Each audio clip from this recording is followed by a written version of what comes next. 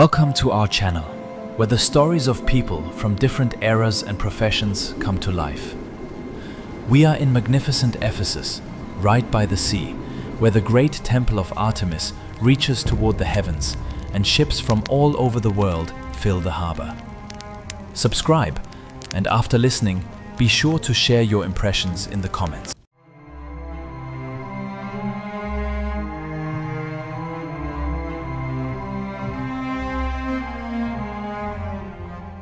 The history of Rome begins long before the first stone of its famous walls was laid. It originates in distant times when time itself flowed differently and the boundaries between the world of gods and the world of humans were barely distinguishable. In the heart of ancient Italy, on lands later called Latium, a great mystery unfolded, the creation of order from primordial chaos. The main hero of this era was Saturn, whose name would forever remain a symbol of wisdom, abundance, and lost paradise for every Roman. Saturn was not always the ruler of Italian lands. His arrival here resulted from great upheavals in the heavenly realms. Ancient traditions say that Saturn was forced to leave his former kingdom after his own son seized power. Deprived of the throne and exiled from the heavenly abodes, the ancient god embarked on a long journey across the seas. His path led westward to the quiet and fertile shores where nature still preserved its pristine purity. When Saturn's ship landed on the coast of Italy, he was met by Janus, the most ancient deity of this region, the guardian of all entrances and beginnings. Janus possessed the unique gift of seeing both past and future simultaneously. So he immediately recognized great power in the weary traveler. No enmity arose between the two gods. On the contrary, Janus hospitably shared his power with the newcomer. This became the first example in history of a peaceful union and creation that laid the foundation for the entire future Roman civilization. Saturn settled on the hill that would later be called the Capitoline. In those days, it was a wild, forested place, but the presence of the god transformed everything around it. It was then that the era began, which poets and historians unanimously call the Golden Age. This was a period when the earth gave forth fruits by itself, without any coercion. People did not need to plow the soil or sow grain in the sweat of their brow. Oaks dripped sweet honey, and rivers flowed with milk and fragrant wine. In the Golden Age, there was no private property. The land was common, and no one fenced off their possessions with barriers or deep ditches. People lived in complete harmony with one another, knowing nothing of greed or envy. Iron had not yet been extracted from the earth, so humanity knew no weapons. The world did not tremble from the clash of swords or the cries of battling warriors. The very concept of war was absent from the consciousness of the first inhabitants of Latium. All disputes were resolved by Saturn's wise word.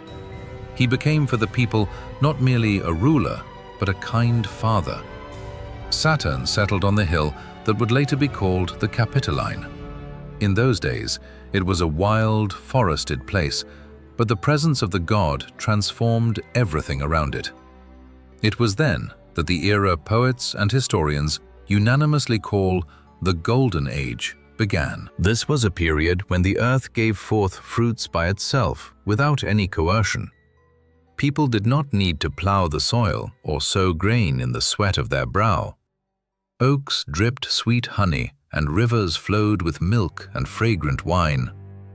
In the Golden Age, there was no private property. The land was common, and no one fenced off their possessions with barriers or deep ditches. People lived in complete harmony with one another, knowing nothing of greed or envy. Iron had not yet been extracted from the earth, so humanity knew no weapons.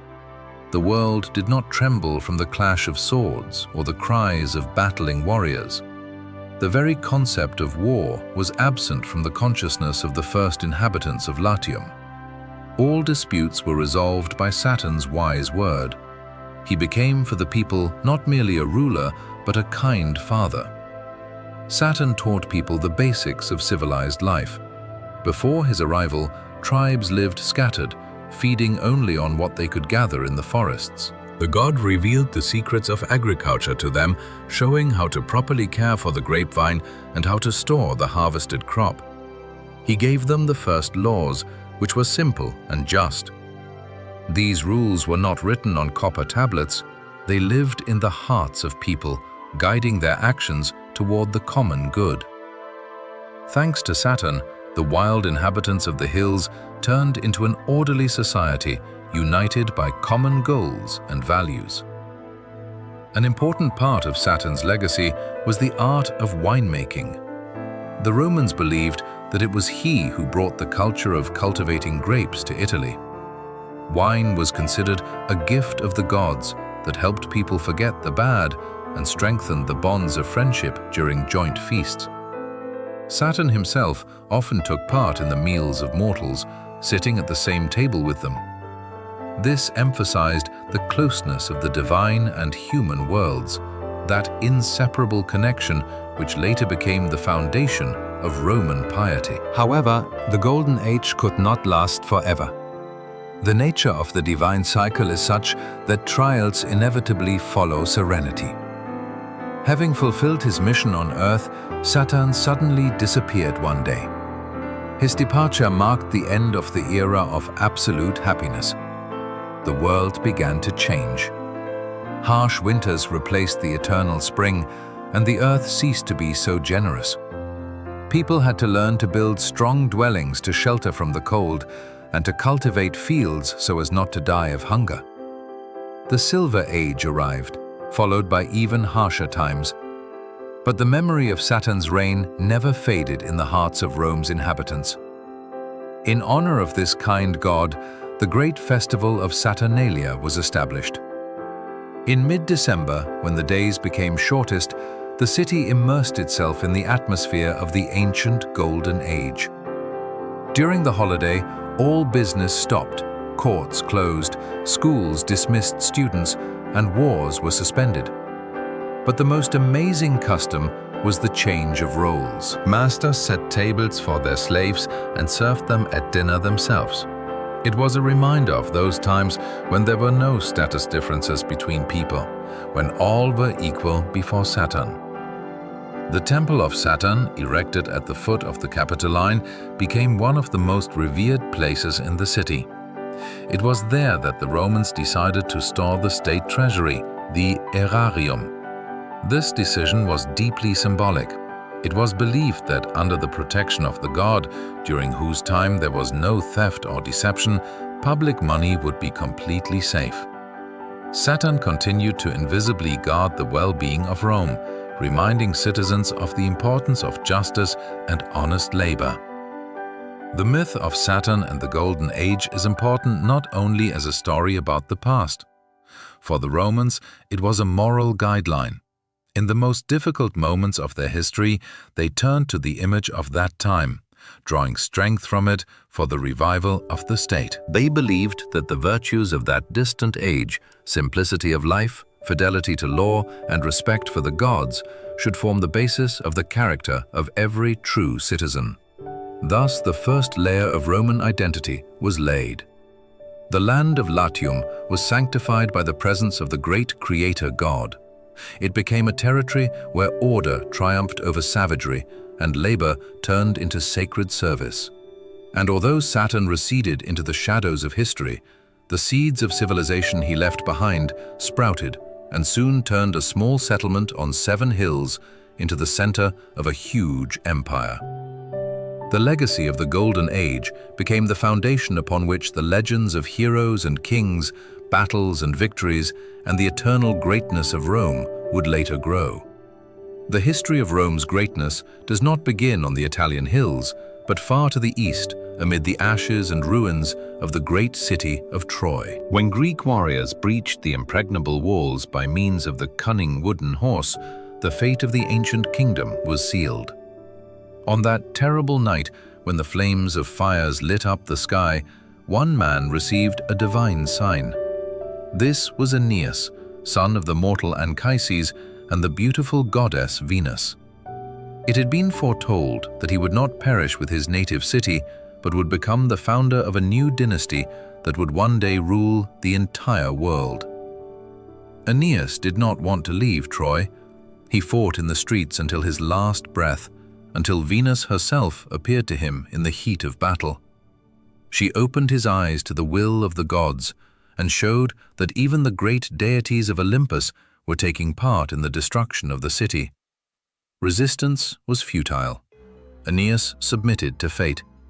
He lifted his old father Anchises, who could not walk on his own, onto his shoulders, took his young son Aeneas by the hand, and left the burning house. In his hands he carried the sacred Penates, the ancient images of the guardian gods of Troy, which he was to transfer to a new homeland. Thus began the great journey that lasted for many years. A group of surviving Trojans built ships and set out into the open sea, guided only by vague prophecies and the will of fate. They did not know exactly where their new land, which the gods called Hesperia, or the Western country, was located. Every stop on their path was full of dangers. They had to face monsters, endure hunger, and fight against the wrath of the goddess Juno. Jupiter's wife fiercely hated the Trojans and did everything possible to prevent their ships from ever reaching the shores of Italy. One of the harshest trials for Aeneas was a storm that cast his fleet onto the shores of North Africa. There, the new city of Carthage was being built, ruled by the beautiful queen Dido. She received the exhausted wanderers with great honor and hospitality. Dido listened to Aeneas's stories about the fall of Troy and his long journey. Soon, a deep feeling flared up between them. It seemed that the wanderings were over. Aeneas began to help build Carthage, forgetting about his high destiny. However, the gods did not allow him to stay. Jupiter sent Mercury, his winged messenger, to remind the hero of his duty. Mercury appeared to Aeneas and sternly asked why he was wasting time building someone else's kingdom when his own descendants were waiting for their share in Italy. Aeneas was torn between love for Dido and the will of the gods. But piety, which the Romans called pietas, prevailed. This quality meant faithfulness to duty before the gods, the homeland, and the family. Aeneas secretly ordered the ships to be prepared for departure. The separation was tragic. Dido, learning of her beloved's departure, fell into despair. She could not understand how one could abandon her for the sake of a phantom prophecy about a distant land. When the Trojan sails disappeared over the horizon, the queen took her own life, cursing Aeneas and all his future descendants. This myth explained to the Romans the reasons for the centuries-long enmity between Rome and Carthage. In their view, this war had been predetermined in those ancient times when Aeneas chose duty over love. Aeneas's ships were once again at sea. After many hardships, they finally reached the shores of Italy near Cumae. Here, Aeneas visited the famous prophetess, the Sibyl. She was to help him descend into the underworld to meet the shade of his father. Anchises had died during the wanderings, and Aeneas needed his wise counsel. This journey into the world of shadows became a turning point in the entire story. In the gloomy depths, Aeneas saw not only the past, but also the future. Anchises showed him a long line of souls yet to be born. Among them were great commanders, wise lawmakers, and future rulers of Rome. The father explained to his son that his mission was far greater than simply finding a home. He was to lay the foundation of a state that would bring peace and law to all nations. Anchises spoke the famous words that other peoples might be more skilled in sculpting statues or studying the stars. But Rome's task was to rule the nations. Emerging from the underworld, Aeneas became a different man. Doubts left his heart. Now he knew exactly what he was enduring the sufferings for. The Trojans entered the mouth of the Tiber River and landed on the lands of Latium. Here they were ruled by the wise king Latinus. He received the newcomers hospitably, as ancient prophecies said that his daughter Lavinia must marry a foreigner so that their union would give birth to a great people. But peaceful settlement was impossible without one last great battle.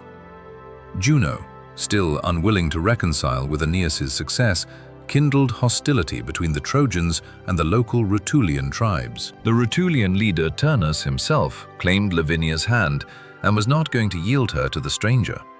A bloody war began that became a test for all the Italian peoples. It was a clash of two old worlds for the birth of a new one.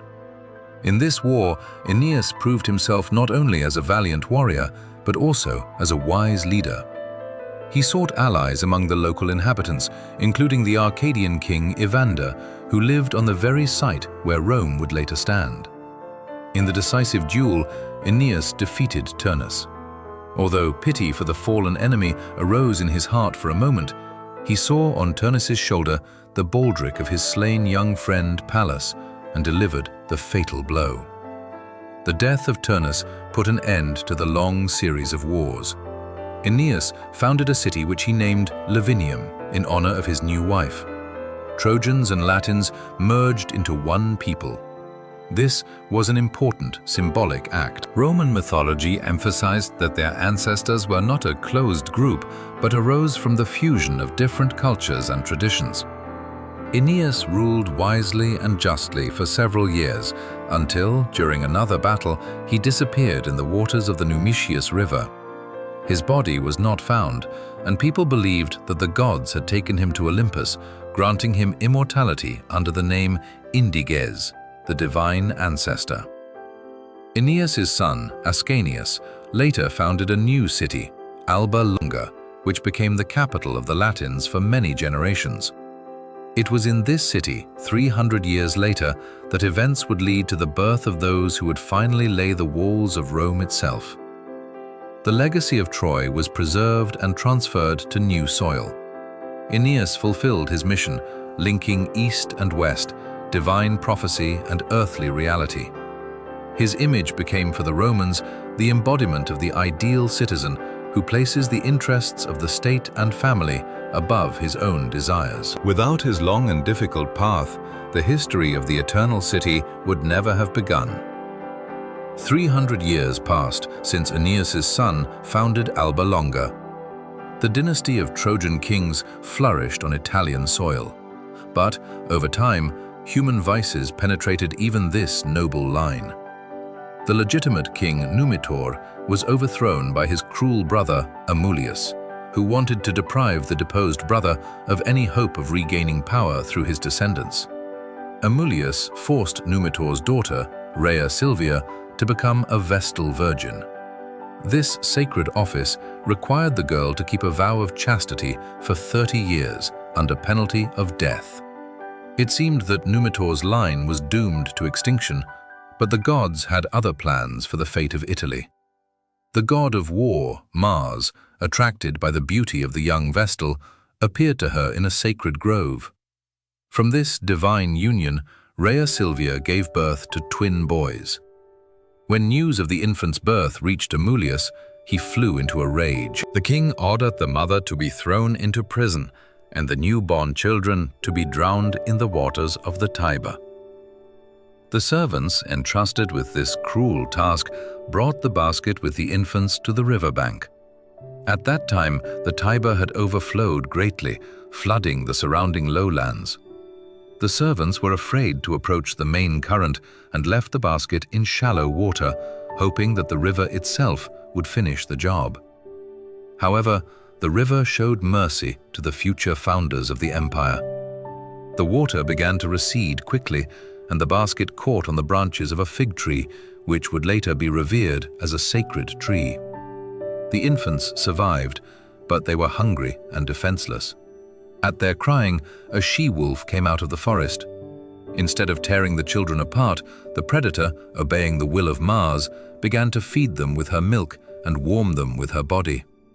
Soon, they were found by the king's shepherd named Faustulus. He brought the twins to his hut and gave them to his wife Acalarenthia for upbringing.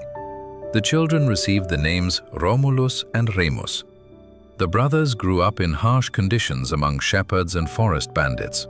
They stood out among their peers not only by their extraordinary strength and beauty, but also by their innate nobility, which betrayed their divine origin.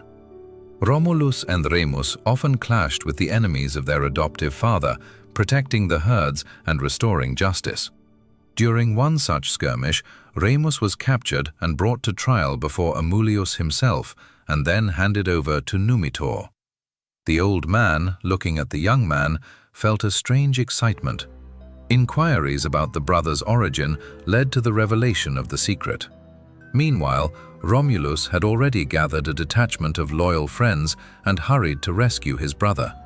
Together, they overthrew the tyrant Amulius and restored the throne to their grandfather Numitor. But Romulus and Remus did not wish to remain in Alba Longa in secondary roles. They were drawn to the places where they had spent their childhood and where the she-wolf had once saved them. They decided to found their own city on the banks of the Tiber. However, from the very beginning, a dispute arose between the brothers. Romulus chose the Palatine Hill for the city, while Remus insisted on the Aventine Hill. No one wanted to yield, so they decided to seek the advice of the gods by resorting to the ancient rite of augury, divination by the flight of birds. Remus was the first to see an omen. 6 vultures flew over his head. Almost immediately afterward, Romulus saw 12 vultures. The dispute flared up with new force. Remus claimed that the gods were on his side, since he had seen the birds first. Romulus insisted that the double number of birds was a more important sign of divine will.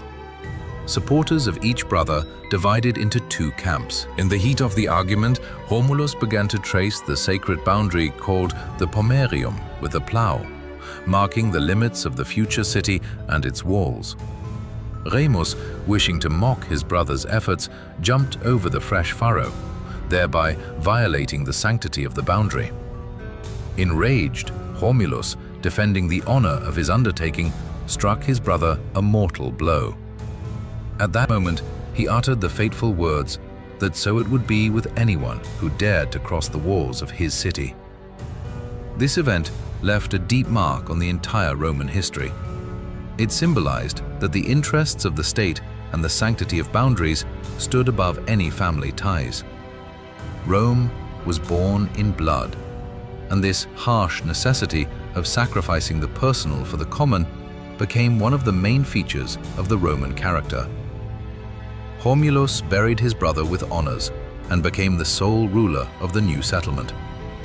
The founding of Rome took place in 753 BC. To populate his city, Romulus declared the Capitoline Hill a sanctuary for all who wished to come.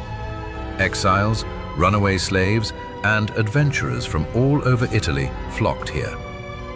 The city grew quickly, but it desperately lacked women. Neighboring peoples looked down on the newcomers and refused to give their daughters in marriage. Then Romulus resorted to a clever trick. He organized magnificent games in honor of the god Consus and invited the neighboring Sabine tribe to the festival. At the height of the competitions, at a prearranged signal, the Romans rushed into the crowd and abducted the Sabine maidens. The outraged Sabines, led by their king Titus Tatius, gathered an army and marched on Rome. The war was long and fierce. The decisive battle took place in the valley between the hills. When both sides were ready for the final crushing blow, the abducted women themselves ran out onto the battlefield. They had already grown accustomed to their new husbands and given birth to children. With tears in their eyes, they begged their fathers and husbands to stop the fratricidal slaughter.